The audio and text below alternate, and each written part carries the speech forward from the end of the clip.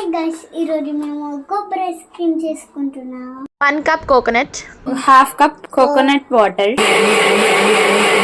టిన్ paste చేయాలి. 1 cup milk, కొంచెం sugar, ఒక చిన్న బౌల్లో 2 స్పూన్స్ కార్న్ఫ్లోర్ వేసి కొంచెం మిల్క్ వేసి మంచిగా మిక్స్ చేయాలన్నమాట. ఆ మిక్స్ చేసిన కార్న్ఫ్లోర్ అండ్ మిల్క్ని మనం ఆల్రెడీ స్టవ్ మీద పెట్టిన మిల్క్ అండ్ షుగర్ ఉంది కదా, దానిలో వేసేసేయాలి. తర్వాత కొంచెంసేపు అయిన తర్వాత అది థిక్గా అవుతుందన్నమాట. ఆ థిక్గా అయిన పేస్ట్ని తీసుకొచ్చి మనం కోకోనట్ వాటర్ మిక్చర్ ఉంది కదా, దానిలోకి వేసేసి ఒకసారి మిక్స్ చేయాలి.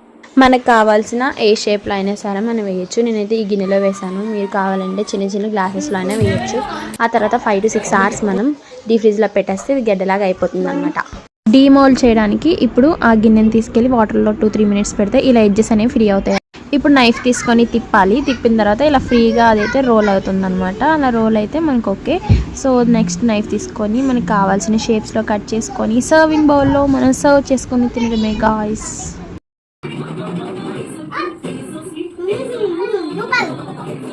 ఇది బాగుందో బాగాలేదో టెస్ట్ చేద్దాం గైస్ మీకోసం, ఓకేనా?